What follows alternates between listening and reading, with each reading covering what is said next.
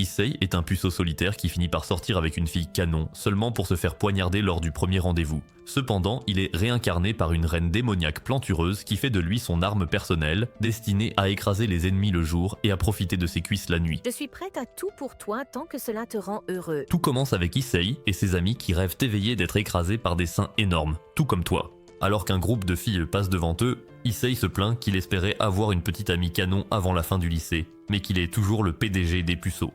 Soudain, il aperçoit Rias Gremory, la présidente du club de recherche occulte, et se sent immédiatement attiré par elle, même s'il sait qu'une bombe pareille ne remarquerait jamais un gars comme lui. Plus tard dans la journée, alors qu'Issei déprime de ne pas avoir de petite amie, une fille s'approche de lui. Elle se présente sous le nom de Yuma et avoue timidement qu'elle a un faible pour lui. Cependant, comme il ne l'a jamais vue auparavant, sa bouche s'ouvre plus grand que celle de ta mère. Le lendemain, Issei présente fièrement Yuma comme sa petite amie à Motohama et Matsuda, qui le traitent de traître pour avoir trahi la fraternité.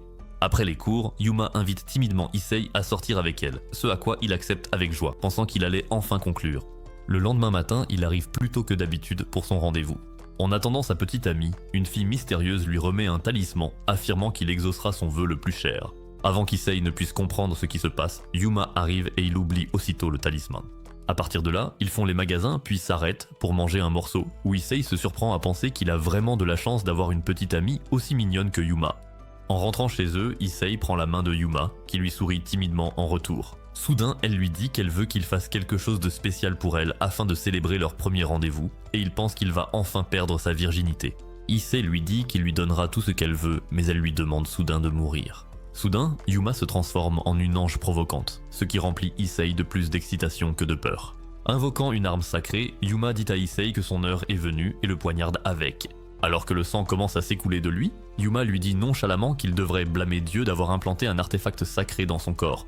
Son travail accompli, Yuma s'envole, laissant Issei dans le parc pour mourir seul. Désormais seul, Issei regarde sa main rouge sang, ce qui lui rappelle Rias et lui fait souhaiter pouvoir lui tripoter la poitrine avant de mourir. Soudain, le talisman dans sa poche s'illumine et un pentagramme brillant se matérialise devant lui. À la grande surprise d'Issei, Ria s'en sort et lui dit qu'elle est là pour le sauver. Mais à partir de maintenant, il vivra pour la servir, elle et elle seule. Le lendemain matin, Issei se réveille dans sa chambre. Déconcerté, il se rend à l'académie. Mais lorsqu'il retrouve ses amis, ils ne se souviennent d'aucune Yuma. Troublé par cela, Issei décide de se détendre dans le repère à sperme de Matsuda. Cependant, il panique lorsque sa vision devient extrêmement nette et vive. Issei décide de rentrer chez lui, mais en chemin, il découvre qu'il peut entendre des gens à des kilomètres à la ronde. Pour chercher des réponses, il se rend au parc, désormais certain que ce qui s'est passé avec Yuma n'était pas un simple rêve. Soudain, un homme en imperméable apparaît de nulle part, ce qui effraie tellement Issei qu'il tente de s'enfuir, mais il se fait poignarder par une lance magique. Tombant à genoux, Issei se rend compte que cette douleur est pire que de se faire éclater les Dragon Ball. En touchant la lance, Issei hurle encore plus de douleur et l'homme révèle que son arme est faite de lumière, ce qui est du poison pour son espèce. Alors qu'il s'apprête à lancer une autre lance sur Issei, Rias apparaît depuis un pentagramme. Tandis qu'Issei perd connaissance, l'homme tente d'attaquer Rias, qui est protégé par deux de ses serviteurs. À ce moment-là, il se rend compte qu'il est face à face avec Rias de la maison Gremory. Il s'agenouille instantanément devant elle, révélant qu'il est un ange déchu nommé Donasik. Rias lui dit poliment mais fermement que s'il pose la main sur Issei, il ne reverra jamais la lumière du jour. Donasik reconnaît la force de Rias, mais la prévient qu'elle devrait tenir ses animaux de compagnie en laisse. Le lendemain, Issei se réveille et est surpris de trouver Rias sans sa protection scénaristique. Alors qu'il pense être en train de rêver, Rias lui confirme que sa rencontre avec Yuma et tous les événements qui ont suivi sont bel et bien réels. Mais surtout, elle est un démon qui possède désormais son corps. Avant qu'il ne puisse comprendre quoi que ce soit, Issei entend sa mère monter, alors il essaie de cacher Rias. Cependant, lorsque la porte s'ouvre, Madame Hyudo découvre son fils avec une bombe atomique dans sa chambre. La porte se referme rapidement et Issei entend sa mère dire à son père qu'il a une fille avec d'énormes réservoirs de calcium dans son lit. À ce moment-là, il prie pour qu'un astéroïde s'écrase sur sa maison afin de ne pas avoir à affronter l'humiliation devant ses parents. Soudain, ses pensées dérivent un peu vers une question plus pressante. Il se demande si son petit cornichon a eu l'occasion d'explorer la grotte de Rias. Pendant ce temps, Rias remet ses protège-pêches et lui dit que son corps est plutôt solide puisqu'il a réussi à se rétablir rapidement malgré des blessures mortelles. Déconcerté, Issei demande à Rias comment il a pu survivre à une attaque aussi puissante, ce qui la pousse à révéler qu'elle a partagé son énergie magique avec lui, un processus qui ne fonctionne que si elle le serre complètement nu dans ses bras. Alors qu'Issei s'apprête à célébrer cette victoire incroyable, il se souvient que Rias lui a dit qu'elle était un démon. Il lui demande si c'est un nouveau signe du zodiaque, ce qui la fait rire. Elle dit à Issei que, pour l'instant, tout ce qu'il a besoin de savoir, c'est qu'elle est sa maîtresse. À l'académie, tout le monde regarde Issei avec jalousie alors qu'il marche avec Rias et sa poitrine généreuse. Une fois qu'elle part en cours, Issei reçoit un coup de poing de Matsuda, qui lui demande à quel dieu il a prié pour avoir la chance de respirer le même air que Rias, la fameuse Gremory. Malgré le coup de poing, Issei raconte fièrement à ses amis qu'il a eu plus d'action avec Rias en une nuit qu'Ade Laurent durant toute sa vie. Pendant ce temps, une fille nommée Sona dit à Rias qu'elle n'aurait jamais imaginé qu'une personne comme elle intégrerait quelqu'un d'aussi pathétique qu'Issei dans sa maison. Rias elle-même ne sait pas pourquoi elle a recueilli Issei, alors elle répond à Sona qu'elle a l'impression d'avoir maintenant un petit frère. Sona se demande ce qui se passe ici, façon Alabama, mais décide de rester silencieuse. Après les cours, Issei attend impatiemment que Rias le convoque, lorsqu'il est accueilli par Monsieur Boule d'Or. Kiba s'approche de lui et lui annonce que Rias souhaite lui parler. Pendant ce temps, les fans de Kiba sont dégoûtés de voir quelqu'un d'aussi beau que lui parler à un minable comme Issei, ce qui bien sûr énerve Issei. Quelques secondes plus tard, ils arrivent au club de recherche occulte où Issei retrouve Koneko. En la voyant de près, il commence à rêvasser à propos de ses atouts qui attirent tous les lolicons, quand il est soudain accueilli par la plus belle paire de double D. La jeune fille se présente comme Akeno, la vice-présidente du club, et Issei lui assure timidement qu'il est d'habitude beaucoup moins maladroit. En réalité, son esprit invente des fantasmes mettant en scène Akeno et Rias faisant des batailles d'oreillers, vêtus de rien d'autre que leur peau. Une fois que Rias arrive, ils s'installent tous pour une discussion sérieuse. Elle souhaite la bienvenue à Issei en tant que nouveau membre du club de recherche occulte. Cependant, elle ajoute rapidement que le club est exclusivement réservé aux démons qui lui appartiennent. Surpris, Issei demande si tout le monde dans cette pièce est un démon, et Rias confirme, précisant que l'homme qu'il a rencontré était un ange déchu qui a été expulsé du paradis pour s'être mal comporté. Depuis lors, les anges déchus continuent de s'en prendre aussi bien aux humains qu'aux démons. Cependant, les démons sont les plus mal lotis, car ils sont également la cible des anges. Après avoir reçu autant d'informations d'un coup, le cerveau d'Issei se met pratiquement en veille. Pour l'aider à digérer tout cela, Rias lui montre une photo de Yuma et confirme calmement que sa petite amie était bien réelle. Lorsque Issei lui demande ce qu'elle sait sur Yuma, Rias explique qu'elle est une ange déchue du même groupe que Donazik.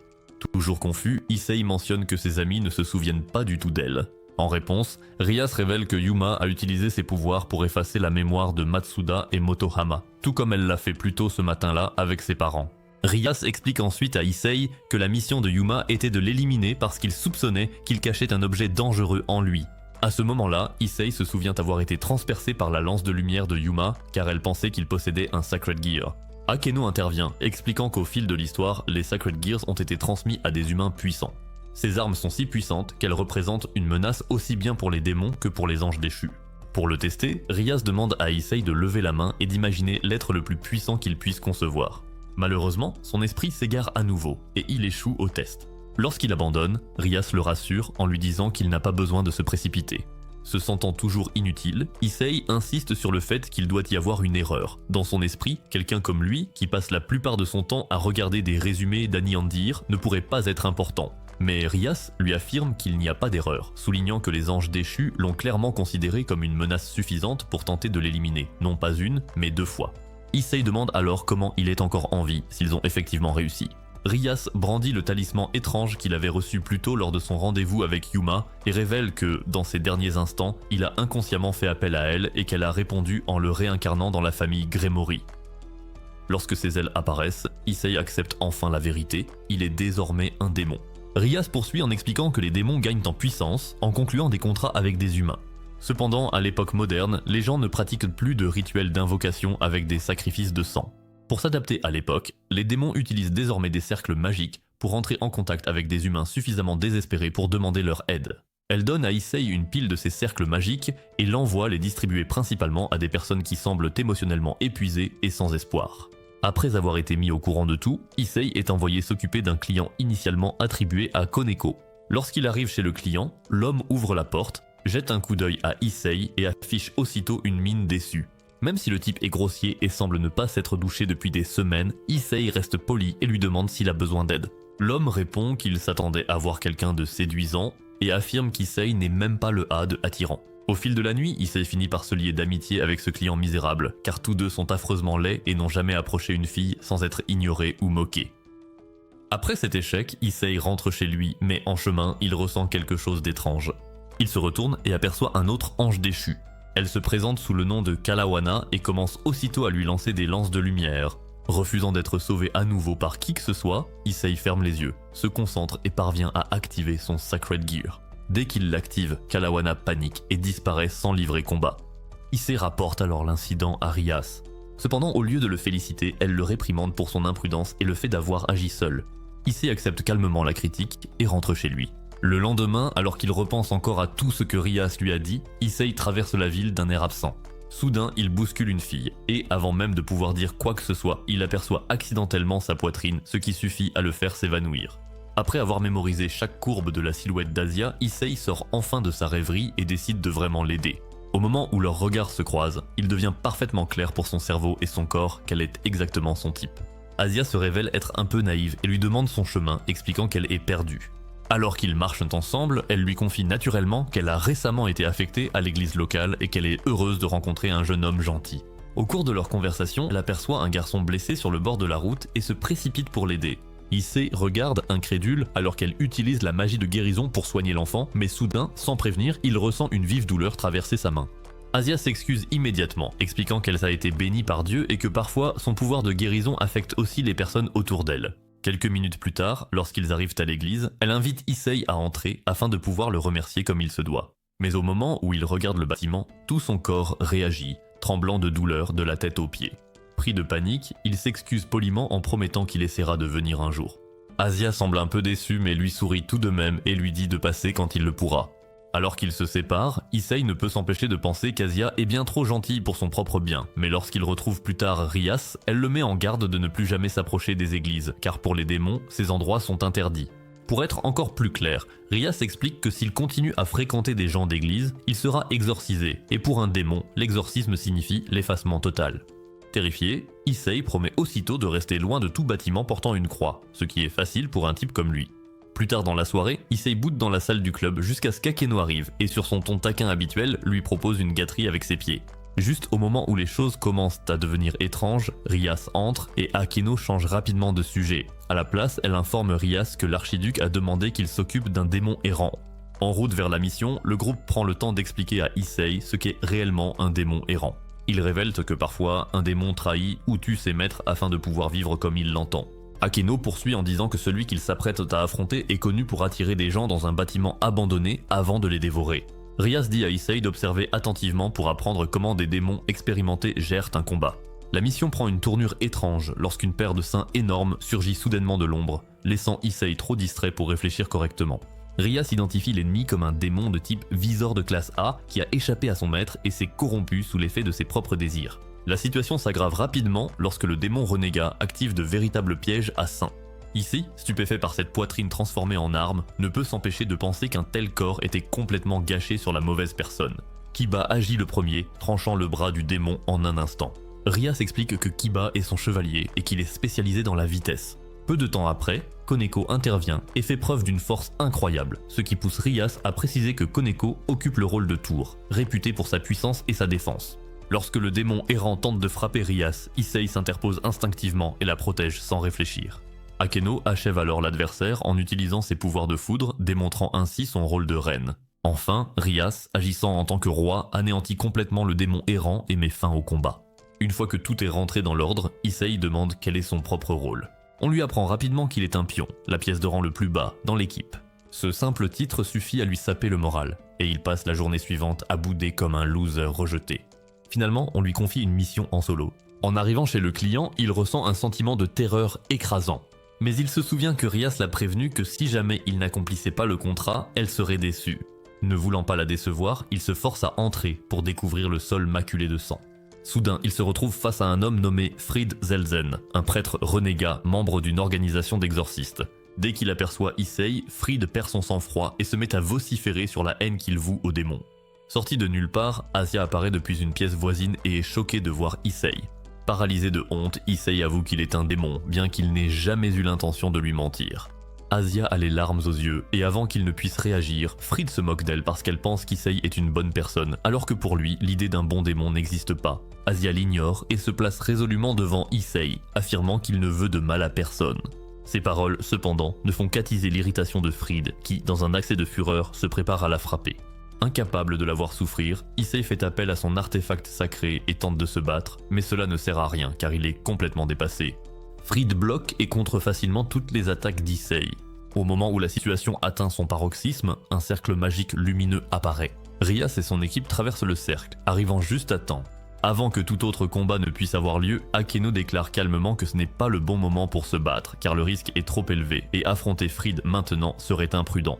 Rias est d'accord et ordonne à l'équipe de battre en retraite. Alors qu'ils se préparent à partir, Issei la supplie d'emmener Asya avec eux, ne voulant pas la laisser derrière. Mais Rias refuse, car seuls les membres de sa maisonnée peuvent voyager à travers son cercle et Asya n'en fait pas partie. N'ayant pas d'autre choix, Issei est contraint de partir. Alors que le cercle se referme et qu'ils rentrent chez eux, il pleure en silence, incertain de revoir un jour son ami. Après avoir reçu une étreinte chaleureuse de Rias, Issei retrouve le goût de vivre. Une fois qu'elle a fini de partager son énergie magique avec lui, Akeno intervient pour lui mettre des bandages sur ses blessures. Curieux, Issei demande au groupe depuis quand le prêtre a cessé de tripoter de petits humains pour commencer à traquer des démons au hasard. Kiba explique alors que Fried est un prêtre renégat, un membre déchu de l'église qui travaille désormais pour les anges déchus. Cette révélation pousse Issei à supposer qu'Asya doit également servir sous la même faction. Même si, techniquement, elle fait partie du camp ennemi, Issei se rend compte qu'il lui est totalement impossible de se défaire de son attirance pour elle.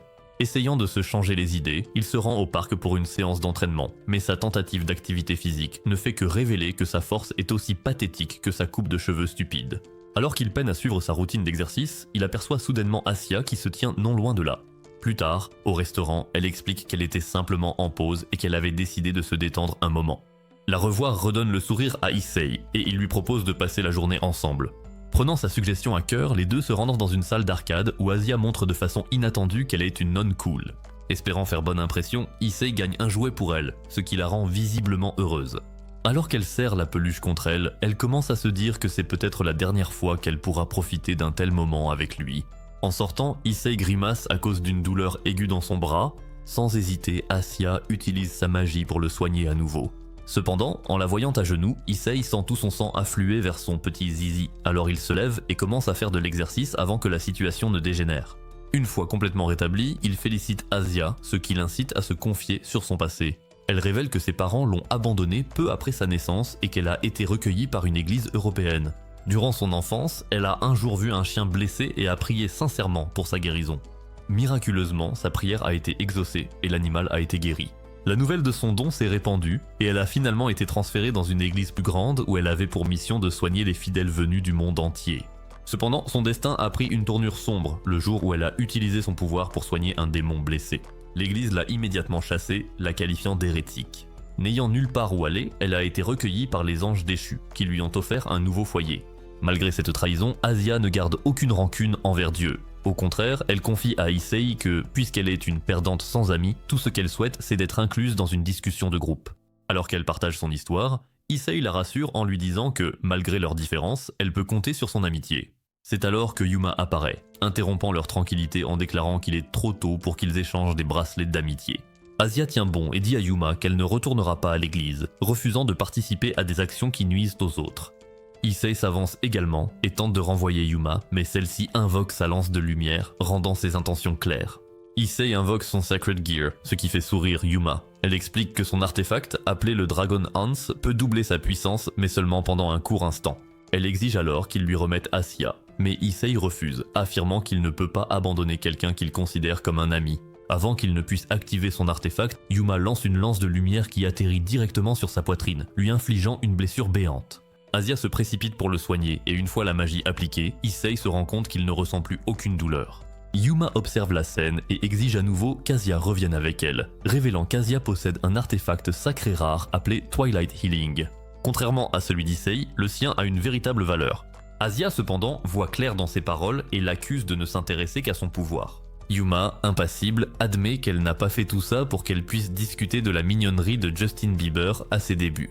Voyant à quel point Yuma est cruel, Issei finit par supplier pour la sécurité d'Asya, mais Yuma réplique en proposant un marché. Si Asya vient de son plein gré, il sera épargné. Pour prouver qu'elle ne bluffe pas, elle lance une autre lance, la manquant délibérément pour souligner qu'elle contrôle la situation. Se sentant acculée et désespérée de protéger Issei, Asya accepte de partir avec Yuma. Elle a promis qu'après le rituel à venir, toutes ses souffrances prendraient fin. Désormais seule, Issei maudit sa propre faiblesse. Et lorsqu'il retourne au club, il se fait immédiatement gifler par Rias, qui lui rappelle sévèrement que passer du temps avec quelqu'un comme Asia est dangereux et inacceptable. Pour la première fois, Issei riposte et demande à Rias de le retirer de sa maison, convaincu qu'en tant que pion, son absence ne sera pas remarquée. Rias, bien qu'évidemment bouleversé, lui affirme le contraire. Elle lui explique que les pions possèdent un potentiel unique. Bien que leur point de départ soit faible, ils ont la capacité d'évoluer, surtout lorsqu'ils sont associés à un artefact sacré comme le sien, qui devient plus puissant en fonction de sa force de volonté. Plus il est déterminé, plus son pouvoir peut croître. Avant qu'elle ne puisse en dire plus, Akeno entre et murmure quelque chose à l'oreille de Rias, ce qui la pousse à partir immédiatement. De nouveau seul, Issei repense à ses paroles et réalise qu'il pourrait obtenir une promotion s'il parvient à vaincre l'un de ses ennemis. Avec cette logique en tête, il décide d'affronter les anges déchus et de sauver Asia.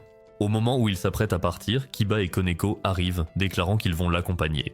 Pendant ce temps, Rias et Akeno arrivent à l'église où elles sont accueillies par un ange déchu nommé Mitelt. Rias ne perd pas de temps à la provoquer, affirmant que son équipe est déjà entrée dans l'église sans rencontrer de résistance. Mitelt, imperturbable, affirme avec assurance que ses subordonnés ne seront pas vaincus aussi facilement. À l'intérieur de l'église, Issei, Kiba et Koneko préparent leur stratégie. Issei les remercie de le soutenir et Kiba, avec un léger sourire, dit qu'il est heureux d'aider, surtout parce qu'il nourrit une profonde haine envers les anges déchus. Cependant, comme Kiba n'a pas une énorme paire de seins, Issei l'ignore et se concentre sur la mission. En entrant dans l'église, ils sont immédiatement confrontés à Fried, qui est plus que prêt à se battre. Kiba s'avance, révélant son arme de prédilection, l'effaceur sacré, une lame forgée à partir des ténèbres capable de consumer la lumière. Dehors, Mitelt invoque Kalwana et Donasik pour qu'ils se joignent à elle contre Rias et Akeno. À l'intérieur, Fried est rapidement submergé par la force combinée des démons. Se rendant compte qu'il est surpassé, il choisit de battre en retraite plutôt que de se battre jusqu'à la mort. Issei et les autres s'enfoncent plus profondément dans le bâtiment et finissent par trouver l'emplacement d'Asia. Mais avant qu'ils ne puissent l'atteindre, Yuma apparaît et annonce qu'ils sont arrivés trop tard, car le rituel est presque terminé. Il s'avère que les anges déchus n'ont aucune intention d'épargner Asia, puisqu'ils prévoient d'extraire son artefact sacré, tout en sachant que cela mettra fin à sa vie. Alors que Yuma parvient à extraire le Twilight Healing d'Asia, un sourire maléfique s'étire sur son visage. Avec cet artefact sacré désormais en sa possession, elle se considère comme l'ange déchu ultime. En voyant cela, Issei ne peut plus contenir sa rage. Porté par l'émotion, il se jette dans la mêlée, bien décidé à couper les ailes de Yuma maintenant qu'elle est passée en mode maléfique. Kiba et Koneko dégagent rapidement le chemin à travers le chaos, permettant à Issei de foncer vers l'autel. Mais lorsqu'il atteint Asia, elle s'est déjà effondrée dans ses bras. Sa vie commence à s'échapper de son corps affaibli. Yuma le raille nonchalamment, lui disant de garder la poupée cassée s'il le souhaite. Mais Issei, retenant ses larmes, exige qu'elle rende l'artefact sacré d'Asia. Yuma répond avec son mépris habituel et révèle qu'elle a agi dans le dos de ses supérieurs pour mettre en œuvre tout ce plan. Et maintenant que tout le monde a été témoin de sa trahison, elle n'a plus d'autre choix que de tous les éliminer. Ébranlé et le cœur brisé, Issei avoue qu'il avait vraiment des sentiments pour elle, mais Yuma éclate de rire et l'humilie encore davantage. Elle se moque de son illusion et lui dit qu'elle ne sortirait jamais avec quelqu'un qui ressemble à du lait périmé. Pendant ce temps, à l'extérieur de l'église, les anges déchus se retrouvent incapables de franchir la barrière d'Akeno. Ne pouvant pas attaquer physiquement, Mitelt se rabat sur les insultes, provoquant Rias en affirmant que Yuma viendra facilement à bout d'Issei. Rias, cependant, reste ferme dans sa conviction et assure calmement à Mitelt qu'Issei est son pion le plus fort. À l'intérieur, Yuma continue ses provocations, jusqu'à ce qu'Issei s'effondre, ce qui pousse encore plus la traînée à perdre le contrôle. Avant qu'elle ne puisse l'attaquer, Issei attrape Asia et s'enfuit, tandis que Kiba et Koneko restent en arrière pour affronter les sbires de Yuma. Reconnaissant pour leur aide, Issei quitte l'église en larmes et porte Asia jusqu'à une chapelle voisine vide. Dans ce lieu paisible, Issei dit à la jeune fille fragile qu'il la protégera toujours. Asia, à peine capable de parler, confie que le temps passé avec lui a été le plus heureux de sa vie. Les larmes aux yeux, Issei promet qu'une fois qu'elle sera rétablie, il la présentera à ses amis, Matsuda et Motohama, même s'il risque d'essayer de la draguer. Malheureusement, ses projets sont brutalement interrompus lorsque Asia s'éteint silencieusement dans ses bras. Effondré, Issei se met à pleurer de façon incontrôlable. Assis dans l'église abandonnée, il se tourne vers la prière, suppliant Dieu de ramener Asia. Il implore la miséricorde, convaincu que quelqu'un d'aussi douce et gentil qu'elle ne mérite pas un tel destin. Pourtant, ses paroles se perdent dans le silence, et il réalise qu'il est trop loin, trop corrompu pour que le paradis l'entende. Soudain, Yuma réapparaît, se moquant de ses prières désespérées. Au même moment, Mitelt, Donasik et Kalwina rient de la naïveté d'Issei, le ridiculisant d'avoir cru un jour à la comédie de Yuma. Leur moquerie continue jusqu'à ce que Rias perde finalement patience et déchaîne sa fureur sur le trio déchu à l'extérieur. De retour dans l'église, Yuma révèle une blessure sur son flanc infligée par Kiba. Sans hésiter, elle utilise le Twilight Healing d'Asya pour se soigner, déclarant avec arrogance qu'elle est désormais invincible. Issei la confronte à nouveau, affirmant que tout ce qu'elle a fait est mal.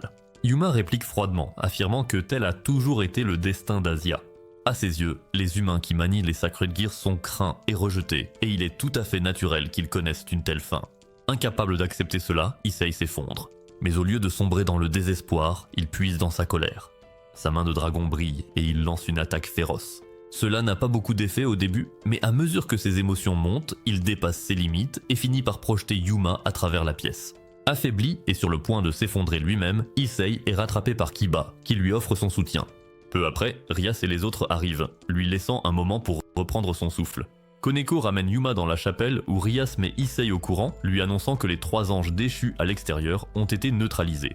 Pour écraser une dernière fois l'arrogance de Yuma, Rias lui révèle que le Sacred Gear d'Issei, la main du dragon, qu'elle avait tant méprisé, est en réalité le Boosted Gear, l'une des 13 armes assez puissantes pour rivaliser avec Dieu et Satan, selon la volonté de son porteur. Prenant conscience de la gravité de sa situation, Yuma reprend son apparence innocente, celle de la gentille fille avec qui Issei était autrefois sorti en rendez-vous. Mais cette fois, Issei lui dit « disparaît, traînez » et laisse son sort à Rias qui termine ce qu'elle avait commencé. Avec le départ de Yuma, Rias récupère le Twilight Healing et dit à Issei qu'il pourrait peut-être le rendre à sa véritable propriétaire. Avec précaution, Issei remet le Sacred Gear au doigt d'Asya, submergé par la culpabilité de ne pas avoir pu la protéger quand il le fallait. Comprenant le poids de son chagrin, Rias présente une pièce de fou et explique qu'Asya, avec ses pouvoirs de guérison, pourrait devenir un atout précieux pour leur maisonnée. Sans hésiter, elle tente de ramener Asya à la vie, en la transformant en démon.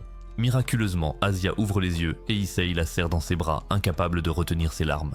Rias observe la scène avec tendresse et lui dit doucement que le bien-être d'Asya est désormais sa responsabilité. Le lendemain, Issei retourne au club où Rias vient prendre de ses nouvelles.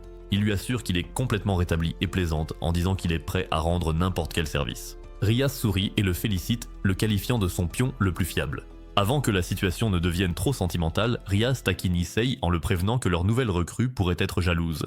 Comme par hasard, Asya entre et semble attristée par la proximité entre les deux. Alors qu'elle commence à prier par habitude, elle se saisit soudainement la tête de douleur. Rias lui explique calmement qu'en tant que démon, elle ne peut plus prier Dieu. Elle lui demande alors si elle regrette cette transformation, mais Asya répond avec gratitude, disant qu'elle est heureuse car elle peut désormais rester aux côtés d'Issei. Curieux, Issei lui demande quels sont ses projets pour l'école et Asya révèle qu'elle va désormais assister au cours avec lui. Rias explique qu'avec l'influence de son père au conseil de l'académie, elle a usé de quelques relations pour que cela soit possible.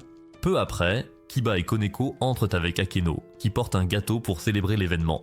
Ensemble, la famille Gremory accueille Asya à bras ouverts dans leur foyer. Le lendemain matin, alors qu'Issei entre dans le club, il remarque des protèges-bazookas et s'enthousiasme instantanément en commençant à imaginer Asya.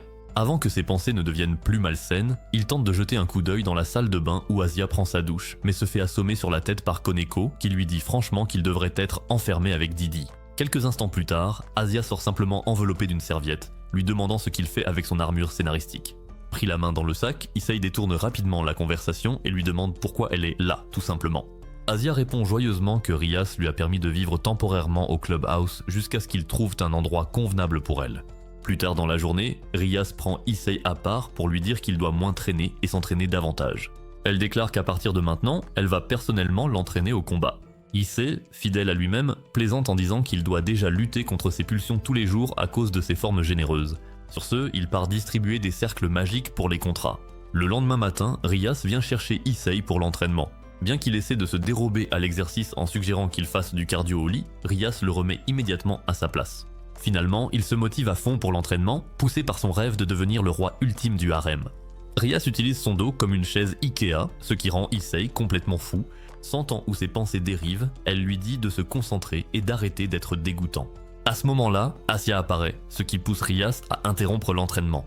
Elle annonce qu'ils vont chez Issei, ce qui le déroute au début. Mais il découvre rapidement que Rias a arrangé pour qu'Asya vienne vivre chez Issei et sa famille. Lorsque les parents d'Issei accueillent Asya, ils lui demandent pourquoi une fille aussi gentille voudrait emménager avec un garçon qui veut fertiliser ses œufs. Asya explique poliment qu'Issei a été gentil avec elle, c'est pourquoi elle lui fait confiance. Malgré la réputation de leur fils, ses parents sont ravis d'apprendre que quelqu'un voit réellement du potentiel en lui. Rias ajoute qu'Asia prévoit de devenir la femme au foyer d'Issei, ce qui émeut ses parents, puisqu'ils pensaient que toutes les femmes étaient assez intelligentes pour éviter leur fils raté. Le lendemain à l'académie, Asia se présente à la classe. Matsuda et Motohama, comme on pouvait s'y attendre, la scrutent immédiatement du regard comme si elle était Taylor Swift.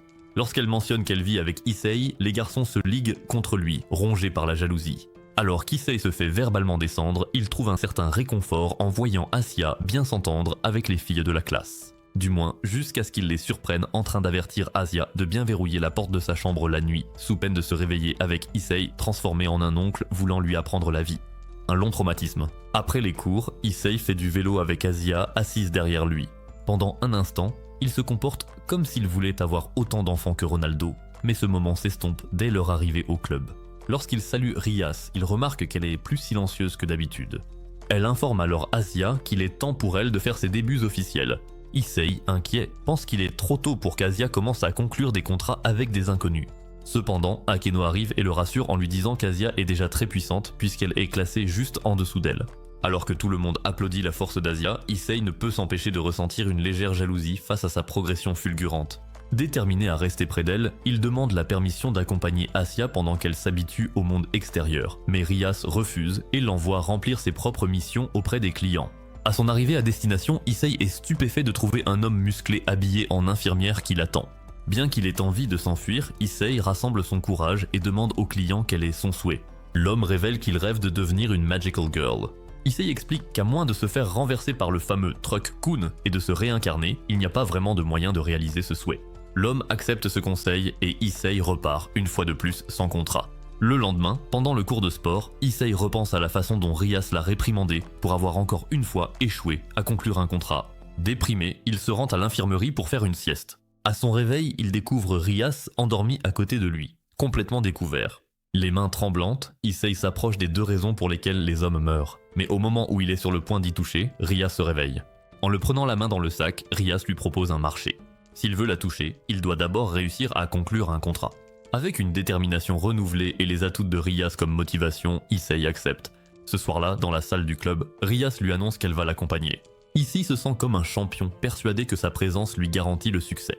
Ils se téléportent à travers le cercle magique et se retrouvent dans un appartement rempli de décorations de samouraï. Là, il rencontre Suzanne, une étudiante d'échange obsédée par la culture japonaise. Le souhait initial de Suzanne est de retrouver ses notes d'université perdues. Issei s'exécute, bien qu'il se demande pourquoi il attire toujours ce genre de clients qui devraient clairement être en hôpital psychiatrique. Une fois la mission accomplie, il se prépare à recevoir sa récompense, mais Suzanne lui annonce une autre demande. Il s'avère qu'elle est amoureuse de quelqu'un, mais trop timide pour lui avouer ses sentiments. Sachant qu'elle est une weeb, Issei lui conseille plutôt d'adopter un chat et d'acheter un jouet en forme de banane. Rias le réprimande et il conseille rapidement à Suzanne d'écrire une lettre d'amour. Elle adore l'idée et la remet même en utilisant une flèche. Le lendemain, son béguin, qui ressemble aussi à un candidat de 90 jours pour se marier, se présente et accepte les sentiments de Suzanne. Voir les deux tourtereaux s'enfuir ensemble donne à Issei l'espoir que lui et Michou pourront peut-être enfin perdre leur virginité un jour. Son travail terminé, Issei se tourne vers Rias et réclame la récompense qu'on lui avait promise. Rias le taquine en disant qu'elle va compter jusqu'à 5 et qu'après ça, il ne pourra plus la toucher. Issei commence à paniquer, ne sachant pas de quel côté il doit la saisir en premier. Mais avant qu'il ne puisse faire quoi que ce soit, Kiba et les autres entrent dans la pièce. Le moment est gâché, car Issei ne parvient à attraper que de l'air. Remarquant son désespoir, Rias le serre doucement dans ses bras, lui redonnant le moral et le remettant sur pied. En les observant sur le côté, Akeno se demande silencieusement si Rias ne serait pas en train de tomber amoureuse de leur serviteur désespéré. Alors qu'Issei et Asia se préparent à partir pour leur routine quotidienne de distribution de cercles magiques, Rias annonce que ce sera la dernière semaine où ils devront accomplir un travail aussi nul. Cependant, avant même qu'Issei ne puisse commencer à se réjouir, Rias ajoute qu'ils devront d'abord se trouver un familier pour s'occuper de ses corvées à l'avenir. Pour donner l'exemple, Rias présente son propre familier, une chauve-souris capable de se transformer en fille. En y regardant de plus près, Issei se rend compte qu'il s'agit de la même fille, qui lui avait remis un cercle magique lors de son rendez-vous désastreux avec Yuma. Ensuite, Akeno présente son familier, un diablotin. Koneko fait de même en présentant son compagnon félin, Shiro. Au moment où Kiba s'avance pour exhiber son propre familier, Issei l'interrompt en lui disant qu'il s'en fiche royalement, ce qui pousse Rias à expliquer l'importance des familiers. Curieuse, Asia demande comment on obtient un familier. Mais avant que Rias ne puisse répondre, ils sont interrompus par Sona, la présidente du conseil des élèves, qui est accompagnée de son équipe. Akeno se penche et chuchote à Issei que Sona, tout comme Rias, est une démone de haut rang. Sona présente alors officiellement son nouveau serviteur, Saji, qui détient le rang de pion.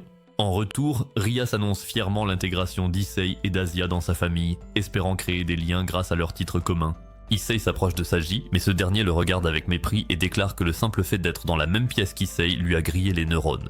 Avant qu'Issei ne puisse lui faire une mauvaise blague, Sona réprimande Saji, ce qui le pousse à s'excuser auprès d'Issei, mais il détourne aussitôt son attention vers Asia et commence à la draguer sans aucune gêne. Pendant ce temps, Sona et Rias discutent de la manière dont elles comptent aider leurs subordonnés à acquérir des familiers. Cependant, comme une seule maison de démons peut recruter des familiers à la fois, elles conviennent de régler la question par un match de badminton. Rias fait équipe avec Akeno tandis que Sona choisit sa vice-présidente Shinra. Très vite, une foule de puceaux se rassemble autour du terrain pour voir qui possède la meilleure physique de rebond de tous les temps. Le match se termine sur une égalité, obligeant les filles à organiser un match de balle aux prisonniers où les deux maisons de démons participeront. Ce soir-là, Issei distribue des bandeaux faits main à ses coéquipiers en signe de gratitude. Quelques instants plus tard, Sona et son équipe arrivent et le match commence sur les chapeaux de roue. En quelques secondes, Koneko est éliminé et l'intensité du match monte d'un cran, mais Issei est plus concentré sur les atouts visuels que sur le jeu. Alors qu'il est sur le point de perdre toute concentration, Sona lui lance une balle en plein dans les bijoux de famille, les rendant vraiment bleus. Asia se précipite à ses côtés, prête à le soigner. Elle lui demande doucement où il a mal, mais Issei, rouge de gêne et embarrassé, essaie de s'échapper avant qu'elle ne lui fasse accidentellement une gâterie. Pendant ce temps, Rias rassemble son équipe et jure de venger les joyaux d'Issei. La famille Gremory ne plaisante pas, et Rias elle-même assure la victoire en attaquant Saji là où le soleil ne brille pas. Le match se termine et Sona accepte la défaite avec grâce, mais fait remarquer que si cela avait été un véritable rating game, son équipe aurait remporté la victoire. Rias se contente de sourire et la laisse rêver à cette illusion. De retour au clubhouse, l'équipe célèbre sa victoire. Une fois les acclamations retombées, Rias informe Issei et Asia que le moment est enfin venu d'obtenir leur familier. Lorsque Kiba s'interroge sur cette urgence, Rias explique que le maître des familiers n'apparaît que sous la pleine lune. Après s'être téléporté dans une forêt mystérieuse, le groupe est accueilli par le maître des familiers, Zatuji le clown. Akeno explique à Issei que Zatuji était autrefois un maître Pokémon respecté, mais que sa licence lui a été retirée après avoir été surpris en train d'essayer de s'accoupler avec Pikachu. Zatuji conduit le groupe jusqu'à un lac voisin, suggérant qu'Issei pourrait se lier avec un esprit de l'eau appelé Ondine. Issei s'enthousiasme d'abord, espérant enfin se lier avec autre chose que sa main droite. Mais ses espoirs, tout comme sa matraque divine, sont déçus lorsque Ondine apparaît, ressemblant à une fille avec une surprise dans le pantalon. Dévasté, Issei refuse, déclarant qu'il préférerait traîner son zizi sur du verre brisé plutôt que d'avoir Thibaut InShape comme familier. Le groupe poursuit sa route et tombe sur un dragon.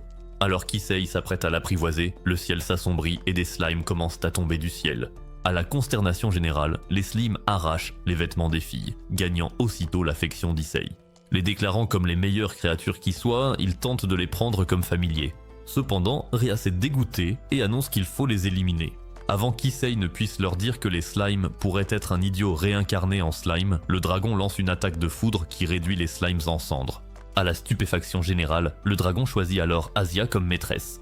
Elle le nomme Rasai. De retour, Akeno explique que les dragons ne choisissent que des maîtres au cœur pur, ce qui explique pourquoi Rasai électrocute instantanément Issei dès qu'il essaie de se montrer amical. Humilié, Issei jure de se venger et promet qu'un jour il aura un familier si puissant que Rasai semblera n'être qu'un simple lézard domestique. Le reste de l'équipe éclate de rire, sachant que la seule chose qu'Issei a réussi à apprivoiser, c'est le cobra dans son pantalon. La journée d'Issei commence par une surprise de taille lorsqu'il se réveille marié à Rias. Ses camarades de classe lui demandent aussitôt combien de chèvres il a sacrifié pour décrocher une femme comme elle, tandis que ses parents rayonnent de fierté, ce que les tiens ne feront jamais. Déconcerté, Issei essaie de comprendre comment leur relation a pu évoluer aussi vite. Choisissant de ne pas s'attarder là-dessus, il se dit que tous ces ananas qu'il a mangés vont enfin porter leurs fruits quand Rias s'occupera de lui. Soudain, une voix sinistre interrompt sa fantaisie, affirmant résider en lui. La scène change brusquement et Issei se retrouve maintenant face à un immense dragon rouge qui se présente comme son partenaire éternel. Soudain, Issei se réveille en sursaut, hurlant de douleur, réalisant que tout cela n'était qu'un autre rêve chaotique. Le lendemain matin à l'école, un Issei encore endormi est abordé par Matsuda et Motohama qui viennent prendre de ses nouvelles après avoir appris qu'il avait passé une mauvaise nuit. Issei raconte son rêve troublant, ce qui pousse les garçons à révéler qu'eux aussi ont fait des rêves inquiétants. Asia rejoint bientôt le groupe, s'excusant de l'avoir réveillé plus tôt. En apprenant que leur ami loser reçoit des réveils personnalisés d'une badise bien en chair, Matsuda et Motohama sombrent à nouveau dans une crise de rage et de jalousie. Après une séance de consolation, ils théorisent qu'Issei doit être sacrément bien équipé pour que les filles se jettent constamment sur lui. Dans leur désespoir, ils concluent un marché. Si Issei leur présente quelqu'un de vivant, ils le récompenseront avec un accès VIP à une expérience inoubliable. Issei accepte et se retrouve bientôt entassé dans un casier caché dans le vestiaire des filles. Il observe joyeusement plus de poitrine qu'un chirurgien esthétique à Los Angeles, jusqu'à ce que sa chance tourne et que Kuneko le surprenne la main dans le sac, lui administrant un pain qui transforme Issei en tutoriel maquillage avant-après. Asia se précipite pour soigner son visage meurtri, lui proposant même de se déshabiller pour lui si c'est vraiment ce qu'il veut. Mais Issei refuse nerveusement, affirmant qu'il préfère que sa matraque divine arrive sans consentement. Plus tard, Akeno informe Rias qu'Issei ne reçoit que des éloges de la part de ses clients. Bien qu'Akeno trouve cela amusant, Rias commence à s'inquiéter. Elle craint que si Issei connaît trop de succès, cela ne bouleverse son fragile sens de l'identité, qui s'est habitué à l'échec. Plus tard dans la journée, Issei boude en pensant que Kuneko doit le détester maintenant. Espérant qu'un bain purifiera à la fois son corps et son esprit, il se dirige vers la salle de bain pour découvrir qu'Asia est déjà dans la baignoire. Surpris, il pousse un cri et s'enfuit quand Asia l'arrête. Impressionnée par sa banane, elle le serre dans ses bras et lui propose son taco à farcir. Mais Issei, timidement, la traite de vilaine fille, juste au moment où sa mère entre avant qu'il ne puisse donner suite à leurs intentions. Un peu plus tard, Issei tente de méditer, mais son esprit est trop occupé par des pensées concernant les melons d'Asia. Avant qu'il ne puisse réprimer ses envies, un autre cercle magique apparaît et Rias surgit, demandant à Issei de s'accoupler avec elle comme s'ils étaient les derniers humains sur Terre. Alors qu'elle se déshabille, Issei panique intérieurement en se demandant s'il a bien coupé ses ongles. Rias le presse de la remplir de sa maillot, puis grimpe sur lui. Avant que quoi que ce soit ne se passe, un autre cercle magique s'illumine. Et cette fois, une laide servante entre, se moquant du goût de Rias pour les hommes. Elle prévient que Sirzex, son grand frère, en aurait honte. Cependant, Rias rétorque que tout le monde aime les hommes moyennement moches comme Issei. La servante, Greffia, lance une chemise à Rias et se présente comme une domestique de la famille Gremory. Issei, hypnotisé par sa beauté, se fait pincer la joue par Rias, qui s'excuse de lui avoir donné de faux espoirs avant de partir avec Greffia. Le lendemain, Issei est plongé dans ses pensées lorsqu'il se fait attaquer par Matsuda et Motohama. Ils sont furieux après avoir réalisé que les filles qu'Issei leur avait présentées étaient en réalité des pièges. Plus tard, ils retournent au club et se retrouvent face à un démon hideux. Greffia présente l'homme comme étant Razor, un noble de haut rang et le fiancé de Rias. Voir Razor poser ses mains sur Rias met Issei de mauvaise humeur. Heureusement, Rias n'est pas d'accord non plus et dit à Razor qu'elle n'a aucune intention d'épouser un ringard comme lui. Razor lui rappelle froidement qu'en raison du manque de démons de sang pur, les mariages arrangés sont nécessaires et qu'abandonner entacherait le nom de sa famille. Rias reste ferme dans son refus, ce qui pousse Razor à perdre son sang-froid. Alors qu'il tente de l'intimider, Greffia intervient, rappelant à Rias qu'elle est sous les ordres de Sirzex et annonce que si elle refuse les fiançailles, elle devra affronter Razor lors d'un rating game. Razor accepte immédiatement, confiant dans son expérience et dans son équipe de singes.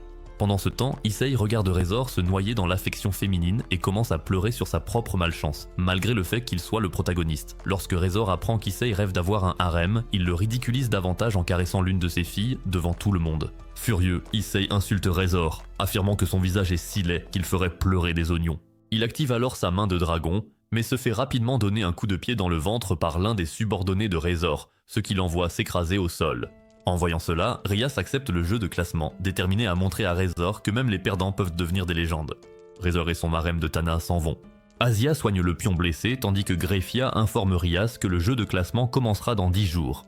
Lorsqu'on lui demande pourquoi il dispose d'autant de jours, Greffia répond franchement que c'est parce que la maison Gremory est composée de pleurnichards et de branleurs. Pour la première fois, Rias ne prend même pas la peine de le nier. Pour se préparer, l'équipe part en randonnée en montagne pour s'entraîner. Ici, haletant comme un carlin épuisé, traîne derrière tandis que Rias jure silencieusement de transformer Issei en un combattant décent, sinon ils devront voler la flûte ringarde de Naruto pour faire du chantage émotionnel à leurs ennemis. L'entraînement commence immédiatement, ce qui rend Issei plutôt contrarié. Plus tard, pendant une pause, Issei demande à Kiba pourquoi il déteste les prêtres et les anges déchus. Kiba explique simplement que Rias les a tous sauvés d'un endroit sombre, et que c'est pour cela qu'ils doivent lui rendre l'appareil en gagnant le jeu de classement. La première séance d'entraînement commence par l'escrime. Kiba expédie rapidement Issei qui n'arrive même pas à parer une brise. Agacé, Issei affirme que la seule épée qu'il sait manier est celle qu'il a dans son pantalon. Le tour suivant met en scène Akeno qui enseigne la magie. Asia s'y prend avec aisance, impressionnant tout le monde par sa facilité naturelle. Pendant ce temps, Issei peine à produire ne serait-ce qu'une étincelle, car ses pensées sont corrompues par les atouts d'Akeno. Le combat à main nue suit et Koneko traite Issei comme une épouse des années 90. Plus tard, Rias confie à Asia et Issei la tâche de cuisiner. Tandis qu'Asia fait bouillir de l'eau avec sa magie, Issei épluche des pommes de terre uniquement grâce à ses pensées intrusives. Porté par des fantasmes raffinés, il se retrouve avec une montagne de pommes de terre épluchées. Au dîner, Issei retrouve le moral en imaginant les filles sans leur armure scénaristique. Rias demande comment se passe l'entraînement, et il admet qu'il était le maillon faible. Rias acquiesce mais lui rappelle son Boosted Gear, une arme capable de renverser la situation si elle est bien utilisée, et elle lui conseille de ne pas la décevoir. Pendant ce temps, les filles profitent d'un bain relaxant dans les sources chaudes. Pendant que Rias et Akeno exhibent leurs atouts défiant la gravité, Asia boude à propos de ses modestes pancakes. En voyant cela, Koneko lui rappelle qu'au moins, elle n'est pas la présidente du club des petits saints. Pendant ce temps, Issei fait de son mieux pour obtenir du matériel pour ses séances nocturnes. Kiba le prévient de ne rien faire de fou, mais Issei le fait taire, affirmant que cela fait partie de son entraînement, se rappelant comment Koneko elle-même lui avait dit que sa spécialité était d'être un pervers. Cette nuit-là, Issei s'approche furtivement d'Asia et lui demande une faveur étrange. Après avoir emprunté ses vêtements, Issei essaie de pratiquer sa magie quand soudain Asia apparaît dans son champ de vision et subit une attaque. Le lendemain, Rias rassemble ses pièces maléfiques et lui donne un cours d'histoire. Il y a des siècles, une guerre brutale entre démons, anges et anges déchus a anéanti la majeure partie de l'ancien monde. Seules 3 nobles familles de démons ont survécu et leur faible taux de natalité les a laissés s'accrocher à la vie comme une espèce en voie de disparition. C'est ainsi qu'est née la tradition de ressusciter des humains et de les former à travers des jeux de classement. Après le cours, Issei s'excuse auprès d'Asia pour l'incident de la nuit précédente. Asia prend cela à la légère et lui rappelle de se concentrer sur la mission. Le pion laisse alors entendre que tout doit rester secret jusqu'à ce que le coup ultime soit prêt. Plus tard, Rias interroge Asia au sujet des exorcistes, et l'ancienne nonne explique qu'ils comptent généralement sur l'eau bénite et les écritures saintes, qui causent toutes deux de graves dégâts aux démons. Cette nuit-là, Rias trouve Issei errant seul. Vêtue comme le péché incarné, elle l'invite à une conversation nocturne où elle avoue que Razor est pratiquement immortel grâce à ses pouvoirs de régénération. Il est également invaincu et fait partie de l'une des familles les plus haut placées dans la hiérarchie démoniaque. Rias révèle alors la dure vérité. Son père a orchestré toute cette situation pour lui donner l'illusion du libre arbitre, seulement pour la pousser vers le mariage malgré tout. Lorsque Issei demande pourquoi Razor est hors de question, Rias révèle que rien que son visage peut la rendre aussi sèche que le désert du Sahara. Se sentant désespéré, Issei avoue qu'il ne sait pas comment la protéger, alors Rias le prend dans ses bras pour lui remonter le moral et son petit cœur. Le lendemain matin, Rias lui demande d'amplifier son équipement 12 fois, puis de lancer une attaque sur Kiba. Issei fait ce qu'on lui dit, et l'attaque rase une montagne entière, laissant Kiba secoué.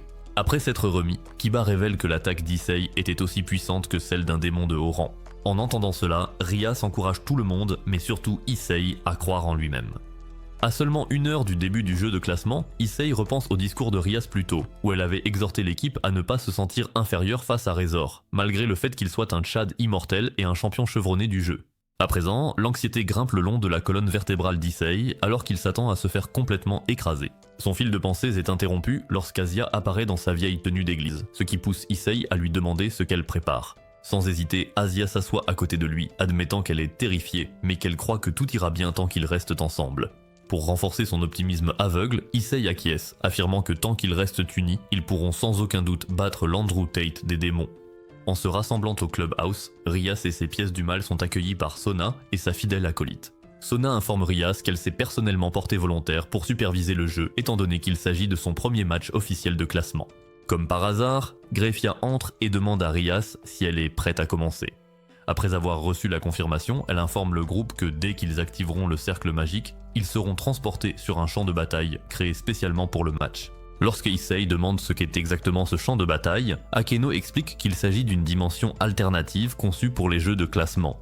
Une fois que Sona et sa vice-présidente sont partis, Greffia lâche une autre bombe. Lucifer en personne assistera au match en tant que spectateur. En entendant cela, l'humeur de Rias se dégrade, réalisant que son frère omniscient va observer chacun de ses gestes.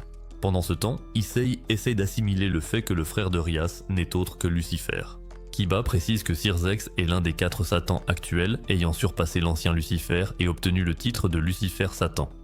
Asia en conclut alors que c'est pour cette raison que Rias détient le titre d'héritière de la famille Gremory, à la place de son frère. Les formalités terminées, Greffia ordonne à l'équipe Gremory d'entrer dans le cercle. En le faisant, ils se retrouvent dans une réplique déformée de l'Académie Kuo.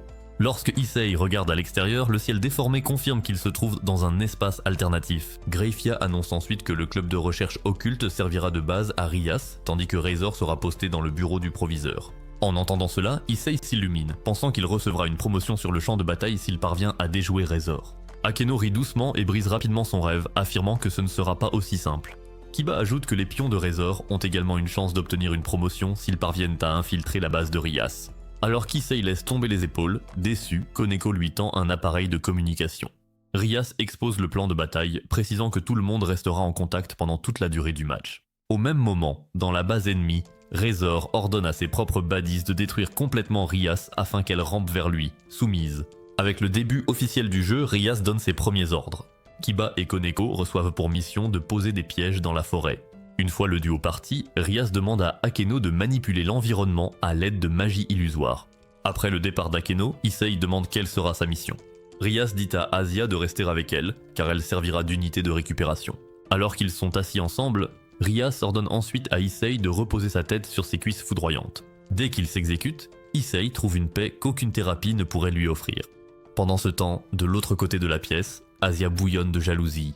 Rias, sentant que le moment est venu, informe Issei qu'elle va maintenant retirer une partie du sort qui limite son pouvoir. Aussitôt qu'elle le fait, Issei ressent une soudaine montée de puissance qui traverse tout son corps. Rias explique que lorsqu'elle l'a ressuscité pour la première fois, son corps humain n'était pas capable de contenir l'énergie du Boosted Gear. C'est pourquoi elle avait scellé la majeure partie de cette énergie à l'aide de sorts superposés, et la sensation intense qu'il vient de ressentir n'était qu'un fragment de son véritable potentiel. Ce n'est qu'à ce moment-là qu'Issei réalise que tout le camp d'entraînement a été organisé pour l'aider à survivre à sa propre force. Rias lui rappelle alors de ne pas hésiter, même si son adversaire s'avère être un mannequin de Victoria's Secret avec une poitrine si généreuse qu'elle lui cache le visage. Issei lui assure qu'il remportera la victoire, quelle que soit la taille du bonnet. Peu de temps après, Akeno annonce que les préparatifs sont terminés. Sur ce, Issei et Koneko sont envoyés en direction du gymnase. Rias les avertit qu'une fois à l'intérieur, le combat sera inévitable. Asia, toujours aussi pieuse malgré son passé d'ex-nonne, prie silencieusement pour la sécurité de ses coéquipiers, même si elle est techniquement en guerre contre Dieu. À l'intérieur du gymnase, Issei et Koneko tombent sur Mira, Xulan, Il et Nel. Koneko, analysant la menace, déclare que Xulan est une tour dont la force rivalise avec celle d'une reine. Malgré les circonstances, Issei rappelle à Koneko qu'il ne s'attendait pas à moins et que c'est pour cela qu'ils se sont entraînés. Déterminés, ils passent à l'action. Koneko affronte Xulan, laissant Issei faire face au reste du trio. Pendant ce temps, Razor envoie 3 de ses propres pions, Shelia, Marion et Billent, en mission d'infiltration du Clubhouse. De retour dans le gymnase, Koneko donne une véritable leçon de douleur, tandis qu'Issei se retrouve poursuivi par Mira et les jumelles. Finalement, Issei parvient à les submerger. Pour le grand final, il libère sa carte maîtresse, Dress Break. Lorsqu'il utilise cette technique, leurs vêtements se désintègrent et les pions battent en retraite, humiliés, accusant Issei d'être une violation ambulante. Tandis qu'Issei savoure sa gloire, il remercie mentalement Asia, lui attribuant le mérite de l'avoir aidé à perfectionner cette technique interdite en le laissant déchirer ses vêtements en lambeaux. À ce moment-là, Rias ordonne à Issei et Asia de quitter leur position. Akeno est prête à exécuter la prochaine phase. En sortant, Akeno déclenche une attaque magique dévastatrice, anéantissant les pions ennemis et Xulan d'un seul coup. Ailleurs, au cœur de la forêt, Kiba se retrouve encerclé par 3 ennemis, impatiente de goûter à son yaourt blanc épais. Près du gymnase, alors qu'Issei et Koneko s'apprêtent à avancer, une déflagration magique soudaine frappe, blessant Koneko. Gravement blessé, Koneko s'excuse faiblement de ne pas avoir pu être plus utile à Rias. En réponse, Issei, consumé par la vengeance, jure de vaincre Yubeluna, également connue comme la reine de Razor. Bien que Koneko disparaisse du terrain, Rias informe calmement Issei qu'elle n'est pas morte. Les joueurs qui ne peuvent plus se battre sont automatiquement téléportés hors du jeu de classement et reçoivent immédiatement des soins médicaux. Cependant, la colère bouillonnant en lui, Issei tente de poursuivre Yubeluna lui-même. Avant qu'il ne puisse agir, Akeno intervient et lui dit de se retirer, déclarant que c'est elle qui va s'occuper de cette fille plantureuse. Acceptant son ordre, Issei se retire tandis que Yubeluna exprime son désir d'affronter enfin la célèbre prêtresse de la foudre. Akeno, tout aussi enthousiaste, accueille le défi contre la célèbre reine des bombes. Ailleurs, Issei est rejoint par Kiba, qui a réussi à éliminer le trio de pions de Razor. Avec leur position actuelle, Razor ne possède plus que 9 pièces du mal, tandis que Rias en conserve 5. En apprenant la retraite de Koneko, Kiba avoue qu'elle attendait ce combat avec impatience, ce qui pousse Issei à proposer de venger sa défaite. Rias intervient soudainement avec une nouvelle stratégie, ordonnant aux garçons de créer une diversion pendant qu'elle et Asia lancent une attaque surprise contre Razor. Cette idée étrange surprend les garçons, mais Rias explique qu'il n'est plus possible de compter uniquement sur Akeno puisqu'elle est occupée avec Yubeluna. Lorsque Kiba exprime ses inquiétudes quant au risque, Rias dévoile son véritable plan. Elle ne blessera pas Razor physiquement, mais le brisera mentalement. Faisant confiance au jugement de Rias, Kiba et Issei partent remplir leur rôle. Presque aussitôt, ils tombent sur le chevalier de Razor, Carlamin. Kiba affronte directement Carlamin tandis qu'Issei observe, complètement captivé par leur duel à l'épée. Peu de temps après, Issei se retrouve entouré par les autres Evil Pieces de Razor, à commencer par Isabella Latour, tandis que la sœur de Razor, Ravel, observe la scène de loin. À cet instant, Issei se rend compte que Razor doit venir du nord s'il a inclus sa propre sœur dans son harem. Pendant ce temps, Isabella lance une série d'attaques brutales, forçant Issei à se préparer pour défendre l'honneur de Rias. Pendant ce temps, Rias et Asia s'infiltrent dans le bureau du proviseur, mais sont interceptés par Razor, qui affirme avoir anticipé leur arrivée. De retour dans les bois, Carlamin a du mal à comprendre la variété d'épées en possession de Kiba et lui demande s'il possède plusieurs Sacred Gears. Kiba explique que, bien qu'il n'en ait qu'un seul, celui-ci lui permet de forger de nombreuses épées magiques.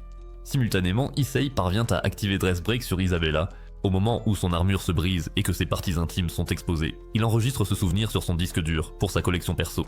En conséquence, Isabella est éliminée du jeu, ce qui stupéfie Ravel qui pensait qu'Issei n'était qu'un perdant de bas niveau. Avant qu'Issei ne puisse se féliciter mentalement, Ravel l'exhorte à rester concentré. En levant les yeux, Issei aperçoit Rias et Asia en pleine confrontation avec Razor. Surpris de voir Rias lancer une attaque directe, Issei se fait dire par Ravel que Rias n'a jamais eu la moindre chance de gagner contre Razor puisqu'il est immortel. Suite à cela, Ravel ordonne à un groupe de pions poilus d'attaquer Issei, avec Sirish qui rejoint également la mêlée. Cependant, Issei reste déconcentré. Son attention se porte sur la lutte de Rias, jusqu'à ce que la voix de celle-ci résonne dans son esprit, lui ordonnant de se relever et de se battre pour elle. Prenant ces paroles à cœur, Issei implore le dragon rouge de lui donner de la force, activant une version plus menaçante du Boosted Gear. Appelant Kiba, Issei lui demande d'effectuer une attaque combinée. Répondant sans hésiter, Kiba fusionne sa force avec celle d'Issei. L'explosion qui en résulte génère un champ d'épée magique, anéantissant toutes les pièces ennemies sur leur passage. Leur moment de triomphe est de courte durée, car la nouvelle tombe, Akeno a été vaincu par Yubeluna. Peu de temps après, Kiba subit le même sort. Yubeluna, désormais victorieuse, revient pour briser l'élan de Rias. Razor, désormais visiblement confiant, se moque de Rias pour avoir retardé l'inévitable et prolongé la souffrance d'Issei. Pendant ce temps, Ravel réprimande Yubeluna pour avoir mis autant de temps. Yubeluna répond en dévoilant une fiole et explique à Ravel qu'elle a dû demander de l'aide supplémentaire pour vaincre Akeno. Lorsque Issei leur demande ce que contient la fiole, Ravel révèle qu'il s'agit des larmes du phénix, un trésor de la famille Phénix, capable de guérir instantanément toute blessure. Issei serre les dents de colère et se précipite à l'intérieur de la base de Razor, à la recherche du pouvoir de la reine. Lorsqu'il le reçoit, il arrive instantanément pour aider Rias, qui est en train de se faire attaquer par Razor. Pendant ce temps, Yubeluna se déplace rapidement et tente de blesser Asia, mais Issei intervient aussitôt et la protège. Cependant, lorsque Asia s'évanouit sous le choc, Issei jure d'en finir avec Razor. Alors qu'il fonce sur Razor et Yubeluna, Issei finit par tomber. Observant le match depuis un autre endroit, Sona déclare que l'utilisation excessive du Boosted Gear a endommagé le corps d'Issei. Pourtant, même dans cet état, Issei assure à Rias de continuer à se battre et de ne pas abandonner. Agacé, Razor affronte personnellement Issei et jure de le brûler, ce qui pousse Rias à se retirer du jeu, tout cela pour protéger Issei. Dans son état d'inconscience, Issei entend une voix qui le pousse à utiliser tout son pouvoir. Il se rend compte que la voix lui est familière, tandis que l'être lui dit que s'il continue à se comporter comme une mauviette, il ne deviendra jamais plus fort et ne pourra pas vaincre le type en blanc. Déconcerté, Issei demande qui est ce type en blanc, mais l'être lui répond qu'il le saura le moment venu. Soudain, Issei se retrouve face à face avec Dreg, le dragon empereur qui vit dans son bras gauche. Il se réveille en sursaut. Issei commence à paniquer lorsque Greyfia apparaît dans sa chambre. En la voyant, il demande ce qu'il est advenu du jeu, mais surtout si Rias va bien. La servante révèle que c'est Razor qui a gagné la partie, car Rias a admis sa défaite. Stupéfait, Issei affirme que la Rias qu'il connaît n'admettrait jamais, au grand jamais, la défaite. Greyfia révèle alors qu'elle l'a fait parce que Razor était déterminé à l'éliminer. Rias a accepté la défaite pour que son laid serviteur puisse continuer à s'extasier devant des lolis. À ce moment-là, Issei se souvient du moment où Rias pleurait et lui disait de se reposer car il en avait déjà fait plus qu'il n'aurait dû. Les larmes aux yeux à son tour, Issei se blâme de ne pas avoir été assez fort pour protéger sa maîtresse. Mais pire encore, il n'a même pas pu farmer de l'aura devant Rias. Se ressaisissant, il demande ce qui est arrivé au reste de l'équipe, et Greyfia l'informe qu'Asia a reçu l'ordre de veiller sur lui pendant que le reste du groupe est dans le royaume des démons pour la fête de fiançailles de Rias. Sous le choc, Issei se souvient que, lors d'un camp d'entraînement, Rias lui avait dit qu'elle voulait épouser quelqu'un qu'elle aime au moins. En repensant à tous les moments qu'il a partagés avec Rias, Issei se met à pleurer de façon incontrôlable. Il se blâme d'être un perdant faible et répugnant qui n'a pas su protéger Rias, mais Greyfia le rassure en lui disant que Rias ne fait que ce qu'elle était destinée à faire depuis le début. Cependant, Issei refuse de laisser Rias être souillé par un vaurien comme Razor.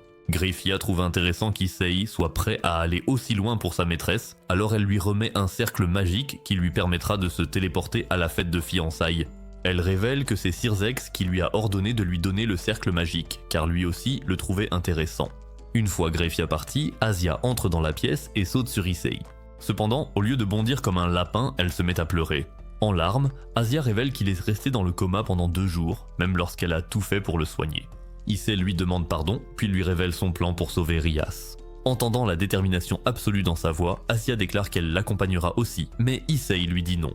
Asia refuse d'écouter et insiste sur le fait qu'elle est forte et qu'elle peut l'aider à combattre Razor. Cependant, connaissant les enjeux, Issei lui ordonne de rester en sécurité. Asia pleure, lui disant qu'elle a peur que s'il continue à se battre, il finira par perdre sa capacité à avoir des érections matinales. Un sourire se dessine sur les lèvres d'Issei alors qu'il dit à Asia de se souvenir de la façon dont il l'a sauvée contre toute attente.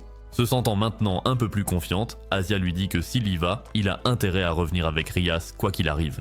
Cela réglé, Issei demande un service à Asia, qu'elle accepte. Alors qu'elle sort de la pièce, Issei fait appel à Dregd et déclare qu'il veut passer un marché avec lui.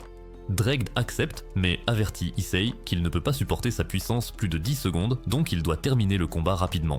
Pendant ce temps, dans le royaume des démons, Rias fronce les sourcils en voyant sa robe de fiançailles. Elle remarque qu'elle ressemble à une robe de mariée lorsque Razor apparaît et lui dit de s'y faire perdante. Sur ce, il dit avec arrogance à Rias qu'elle n'a pas à s'inquiéter car sa robe de mariée sera extraordinaire puisqu'elle montrera qu'elle appartient désormais à Razor. Une fois qu'il est parti, Rias est écœuré à l'idée d'épouser un type aussi répugnant que lui. Ses pensées sont envahies par Issei, ce qui lui fait réaliser qu'elle devra se donner du plaisir en pensant à Issei plutôt qu'à son propre mari. Pendant ce temps, à la fête de fiançailles, Ravel raconte fièrement à qui veut l'entendre que son frère a obtenu une fiancée grâce au rating game. Le reste du groupe trouve les manières de Ravel superficielles lorsque Sona arrive. Elle leur assure que leur famille a effectivement fait un bon choix. Kiba et Akeno la remercient pour ses paroles aimables, mais répliquent que rien n'est encore joué. Quelques minutes plus tard, Razor arrive pour accueillir tout le monde, révélant que grâce à cette fête de fiançailles, les familles Gremory et Phoenix ne feront plus qu'une. Au moment où Rias arrive sur les lieux, Issei fait irruption dans la salle et annonce à tous que la première fois de Rias ne sera partagée qu'avec lui. Furieux, Phoenix ordonne à ses gardes de s'emparer de lui, mais Kiba et le reste du groupe viennent rapidement en aide à leurs pions, permettant ainsi à Issei de se concentrer sur l'adversaire principal. Razor observe la scène, choqué par cette intrusion soudaine lorsque Cirzex arrive et révèle qu'il a demandé à Issei de venir afin qu'ils puissent avoir un dernier affrontement pour l'honneur de sa sœur. Légèrement agacé, Razor dit à Cirzex qu'il a gagné le jeu de classement à la loyale. Cirzex acquiesce mais précise que s'il veut aller jusqu'au bout avec Rias, il lui faudra plus que ses Dragon Ball. Pour s'expliquer davantage, il ajoute aussi qu'il veut voir la puissance du dragon qu'Issei possède. Tournant son attention vers Issei, Cirzex lui demande ce qu'il souhaite s'il parvient à gagner. Sans hésiter, Issei affirme qu'il veut Rias, ce que Cirzex reconnaît et accepte. Avant que le combat entre le dragon et le phénix ne commence, Issei assure à Rias qu'il réglera ce combat plus vite qu'il n'a fallu de temps à ton père pour te concevoir. Sur ce, il court vers le phénix, annonçant à tous qu'il affrontera Dieu lui-même s'il le faut pour rendre Rias heureuse. Il utilise Overboost, transformant son Boosted Gear en une armure complète. Rias regarde Issei, choqué, sachant que cette technique est interdite. Le compte à rebours commence alors qu'Issei fonce sur Razor, qui, en retour, invoque le feu infernal possédé par le phénix. Avec seulement 6 secondes restantes, Issei utilise la croix d'Asia pour multiplier les dégâts infligés à Razor. À ce moment-là, les yeux de Razor s'écarquillent d'horreur en réalisant qu'Issei a donné tout son bras au dragon en échange du pouvoir d'utiliser des pouvoirs interdits, lui permettant de manier une croix malgré le fait qu'il soit lui-même un démon. Avec seulement 1 seconde restante, Issei fonce à nouveau sur Razor. Mais en cours de route, son temps s'écoule. Dregd communique avec lui, révélant à Issei que, parce que son corps est faible, il ne peut plus supporter la puissance du dragon. Même ainsi, Issei se prépare à se sacrifier si cela signifie protéger Rias. Mais avant qu'il ne puisse le faire, Razor attrape Issei, prêt à mettre fin au combat lorsque Issei dévoile une bouteille d'eau bénite et la jette au visage de Razor. Alors que son visage commence à fondre et qu'il se tord de douleur, Issei se remémore tout l'entraînement qu'il a reçu et fonce pour frapper Razor, qui le supplie de voir les choses en grand. Son mariage avec Rias assurera le bien-être des démons. Mais Issei répond que personne n'en a quelque chose à foutre de son avis, et assène un coup de poing à Razor. Avant qu'il ne puisse causer de réels dégâts, Ravel arrive à temps et protège son frère. Voyant tout ce qu'Issei fait pour Rias, le propre petit chaton de Ravel commence à battre de désir pour lui. À la fin du match, Rias et Issei s'envolent sur le dos d'un griffon. En plein vol, Rias attrape Issei par le visage et lui donne un baiser à faire frissonner, à faire trembler la colonne, un baiser qui donne envie de faire des bébés, ce qui pousse Issei à jurer que la prochaine fois, il fera monter Rias sur sa matraque divine, sans vêtements. Veux-tu un harem comme Issei? Alors commente Rias la badise si tu veux une deuxième partie. Comme toujours, si ce résumé t'a plu, n'hésite pas à t'abonner juste après cette vidéo.